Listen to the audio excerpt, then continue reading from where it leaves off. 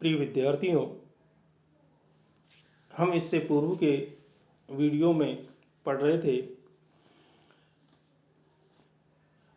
व्याघ्र और पथिक की कथा। वो कहानी किस प्रकार से आगे बढ़ती है, और हम ये देख चुके थे कि बाघ पथिक को अपने जाल में फंसाने के लिए उससे शास्त्रोक्त बातें करता है और उससे कहता है कि सज्जन पुरुष अपमान, दान, अच्छे बुरे और सुख दुख आदि के अनुभव को अपने समान ही संसार के अन्य प्राणियों में भी देखता है।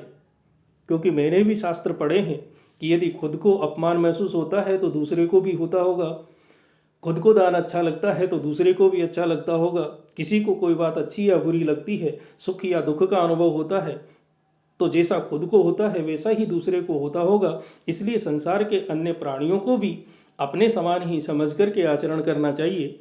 अन्यच्च, और एक बात और भी है, जैसा कि कहा भी गया है कि मातृवत परदारेषु पर द्रव्येषु लोष्टवत आत्मवत सर्वभूतेषु यह पश्यति स पंडित है।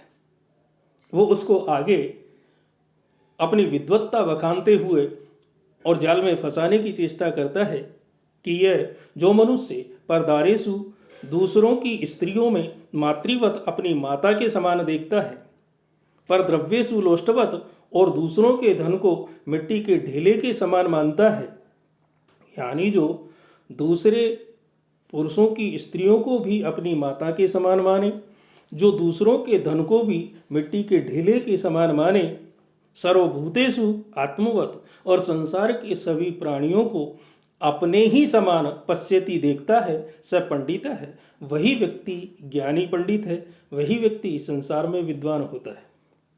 यानी जो दूसरे की स्त्री को भी अपनी माँ समान समझे, उसमें भी अपनी माता की प्रवृत्ति को देखे, जो दूसरे के धन को मिट्टी के ढेले की तरह मिट्टी समझे और संसार के समस्त प्राणियों में अपनी आत्मा को देखे, यानी उनकी आत्मा को भी अपनी आत्मा के समान ही माने, इस प्रकार से जो आचरण करता है, जो व्यक्ति ऐसा देखता है संसार के प्राणियों में, निश्चित रूप से वही व्यक्ति ज्ञानी, पंडित और विद्वान होता है।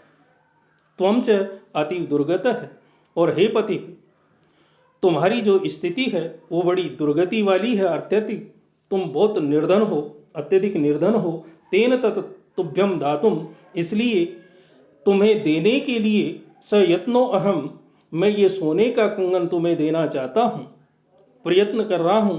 तथा च उक्तम, क्योंकि ऐसा कहा भी गया है कि दरिद्रान भर कौन्तेय माँ प्रयच्छ ईश्वरे धनम व्याधितस्य औषधम पथ्यम निरुजस्य किम औषधय। कौन्ते, हे कुंती पुत्र, अर्थात हे युधिष्ठिर, हे अर्जुन, दरिद्रान भर, दरिद्रों का भरण पोषण कर। हे कुंती पुत्र, तुम दरिद्रों का भरण पोषण करो, दीन दुखियों का भरण पोषण करो। क्यों? क्योंकि ईश्वरे धनम माँ प्रयच्छ, किसी संपन्न को या धनवान व्यक्ति को माँ प्रयच्छ धनम, धन मत दो। किसी संपन्न व्यक्ति को या धनवान व्यक्ति को धन मत दो। क्यों? क्योंकि व्याधितस्य औषधम पथ्यम, क्योंकि रोगी या किसी बीमार के लिए ही औषधम, जो औषधियाँ होती है, वो पथ्यम, वो लाभदायक या हितकारी होती है। क्योंकि किसी रोगी या बीमार के लिए ही औषधियाँ हितकारी या लाभदायक होती है। निरुजस्य, जो आदमी बिल्कुल स्वस्थ है, जिसको किसी प्रकार की कोई बीमारी नहीं है, किम औषधि, उसको औषधि देने का क्या फायदा। इसलिए मैं भी इस बात को जानता हूं कि धन की जिसे आवश्यकता हो, दान की जिसे आवश्यकता हो, उसे ही दिया जाना चाहिए। क्यों? क्योंकि किसी संपन्न व्यक्ति को, जिसको उसकी आवश्यकता ही नहीं है, इस प्रकार के व्यक्ति को दान देना व्यर्थ होता है, क्योंकि वो उसका दुरुपयोग ही करता है। इसलिए जिसको आवश्यकता है उसी को ही देना चाहिए। और इसीलिए उसने उसको समझाने की चेष्टा की राहगीर को कि हे राहगीर, मैं अच्छी तरह से जानता हूँ कि मैंने भी शास्त्र पढ़े हैं और उसमें कहा गया कि हे कुंती पुत्र, तुम दरिद्रों का भरण पोषण करो, दीनहीन दुखियों का भरण पोषण करो। क्यों? क्योंकि किसी संपन्न या धनवान व्यक्ति को दान कभी मत दो, क्योंकि मैं जानता हूँ कि रोगी या बीमार को ही औषधियाँ लाभदायक होती है, उसी के लिए हितकारी होती है। किसी स्वस्थ व्यक्ति के लिए औषधि का क्या फायदा? अन्यच्च, और एक बात और भी है, इसके अलावा एक बात और है कि दातव्यम इति यत दानम दीयते अनुपकारिणी देशे काले च पात्रे च तद्दानम सात्विकम विदुः। दातव्यम इति यत दानम, दातव्यम इति और हाँ दिया जाना चाहिए, इति ऐसा सोच करके, यत दानम जो दान, यानी दिया जाना चाहिए ऐसा सोच करके जो दान, अनुपकारिणी किसी भलाई न करने वाले, कहने का तात्पर्य कि पुनः आपके ऊपर उपकार न करने वाले किसी व्यक्ति को देशे काले च पात्रे च, किसी पवित्र स्थान पर, काले उचित अवसर पर, और पात्रे च और किसी सत्पात्र को दियते दिया जाता है, तो तत्दानम तो ऐसे उस दान को सात्विकम विदुः सात्विक समझना चाहिए। अर्थात विद्वान लोग उसी को सात्विक दान कहते हैं, उसी को पुण्य देने वाला कहते हैं, ऐसा समझते हैं। तो कहने का तात्पर्य है कि मैं इस बात को भी जानता हूं कि सचमुच में दान दिया जाना चाहिए, ये वस्तु दी जानी चाहिए, ऐसा सोच करके जो दान किसी पुनः उपकार न करने वाले व्यक्ति को दिया जाता है, और जो किसी पवित्र स्थान पर, उचित अवसर पर और दान के योग्य पात्र को दिया जाता है, ऐसा दान जो दिया जाता है, सचमुच में तत्दानम ऐसे उस दान को ही सात्विकम विदुः सात्विक समझना चाहिए।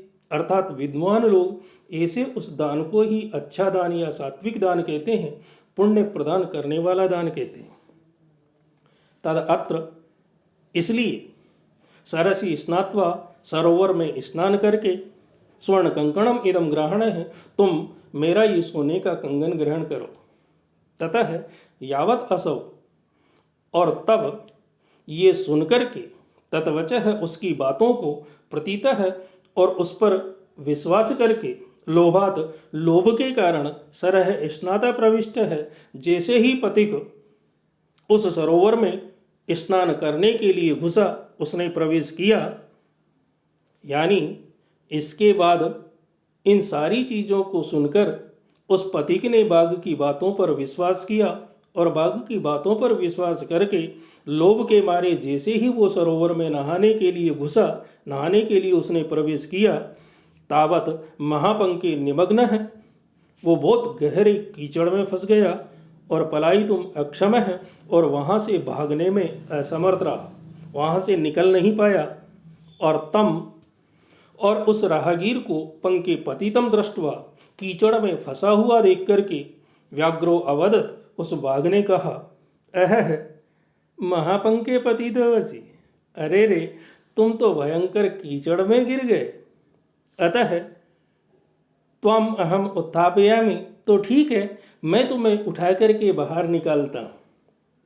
इति उक्त्वा, ऐसा कह करके सेनै सेनै धीरे धीरे उपगम में उसके समीप में पहुंच करके, तेन व्याघ्रेण धृतः, उस बाघ के द्वारा राहगीर को पकड़ लिया गया। और जब राहगीर को उस बाघ ने पकड़ लिया, तो पांथो अचिंतयत, तो राहगीर सोचने लगा। क्या सोचने लगा? कि न धर्मशास्त्रम पठति इति कारणम न च अपि वेद अध्ययनम दुरात्मनः स्वभाव एव अत्र तथा अतिरिच्यते यथा प्रकृत्या मधुरम गवाम्पय। दुरात्मनः जो दुष्ट व्यक्ति होता है, उसके दुराचरण के लिए, उसके बुरे आचरण के लिए, उसकी दुष्टता के लिए धर्मशास्त्रम पठति इति न, धर्मशास्त्रों का अध्ययन कारण नहीं होता। यानी दुष्ट व्यक्ति की दुष्टता के लिए, उसके दुराचरण के लिए धर्मशास्त्रों का अध्ययन कारण नहीं होता। कि धर्मशास्त्र पढ़ने से ऐसा दुष्ट व्यक्ति सुधर जाए, ऐसा कदापि संभव नहीं है। वेद अध्ययनम च अपि न कारणम, और वेदों का अध्ययन भी उसमें कारण नहीं होता। कि वेद आदि अध्ययन करने से या यज्ञ आदि तप आदि करने से वो व्यक्ति सुधर जाए। अत्र क्योंकि इस संसार में यहाँ पर स्वभाव एवं उस व्यक्ति का जो स्वभाव होता है वो तथा अतिरिच्यते, वो उसी प्रकार के बढ़कर के होता है, उसी प्रकार से उसके सिर पे चढ़ के बोलता है। यथा जिस तरह से गवाम्पय है, गाय का जो दूध होता है वो प्रकृत्य एवं मधुर है, वो स्वभाव से ही मीठा होता है, स्वभाव से ही मधुर होता है। इसलिए गाय चाहे काली हो, चाहे पीली हो, चाहे सफेद हो, गाय का जो दूध होता है उस दूध का जो स्वभाव है, उसका जो चरित्र है वो मधुरता है, मीठापन है, इसलिए वो मीठा ही होता है, चाहे दुष्ट गाय ने दिया हो, चाहे शरीफ गाय ने दिया हो। इसलिए ये बात निश्चित है कि जो दुष्ट आत्मा व्यक्ति होता है उस दुष्ट व्यक्ति के आचरण में, उसके दुराचरण में, उसके दुष्कृत्यों में न तो धर्म शास्त्रों का अध्ययन कारण है और न वेद अध्ययन आदि कारण है। वो चाहे इनको कितना भी पढ़ ले, वो अपनी दुष्टता से कभी बाज नहीं आता। जिस तरह से शेर जैसा आचरण, जैसी प्रवृत्ति, जैसा स्वभाव उसका है, वो उसी के अनुरूप आचरण करता है, चाहे वो कितने भी वेद शास्त्रों का अध्ययन कर ले। और इसलिए उसने जब ये देखा कि अब तो मैं मृत्यु को प्राप्त होने वाला हूं, तब वो विचार करने लगा। उससे पहले उसके मन में भी इस प्रकार की भावना पैदा नहीं हुई कि ये दुष्ट प्रवृत्ति का है, हिंसक प्राणी है, इस पर मैं कैसे विश्वास कर लूं। लेकिन धर्मशास्त्र की बातों को सुन करके और उसने उस पर विश्वास कर लिया लालच में आकर के, और फिर जब उसके द्वारा दबोच लिया गया तब वो सोच रहा है कि सचमुच में दुष्ट व्यक्ति के दुराचरण के लिए उसके द्वारा धर्मशास्त्रों का अध्ययन करना या वेद शास्त्रों का अध्ययन करना उसकी सुधारात्मक प्रवृत्ति के लिए कारण नहीं होता या उसे दुष्ट बनाने के लिए कारण नहीं होता, अपितु स्वभाव ही उसका बढ़कर के होता है। सब चीज़ों में स्वभाव ही सबसे आगे होता है। उसी तरह से जिस तरह से गाय का दूध स्वभाव से ही मीठा होता है और इसलिए वो हमेशा मीठा ही रहता है। इसलिए मुझे इस धूर्त पर विश्वास नहीं करना चाहिए था। क्यों? क्योंकि हिंसक प्राणियों की ये प्रवृत्ति होती है और वो चाहे कितना भी शास्त्रों का अध्ययन कर ले, कितने भी वेद शास्त्र पढ़ ले, कितने भी धर्मशास्त्र पढ़ ले, उसकी प्रवृत्ति कभी नहीं सुधर सकती। इस तरह से वो मन में विचार करने लगा और आगे उसने क्या क्या विचार किए, क्या क्या उसके मन में भावनाएं आई जब उसे उस बाघ के द्वारा दबोच लिया गया, तो अगले व्याख्यान में हम फिर देखेंगे। तब तक के लिए धन्यवाद। अगले व्याख्यान में हम आपसे फिर मिलते हैं।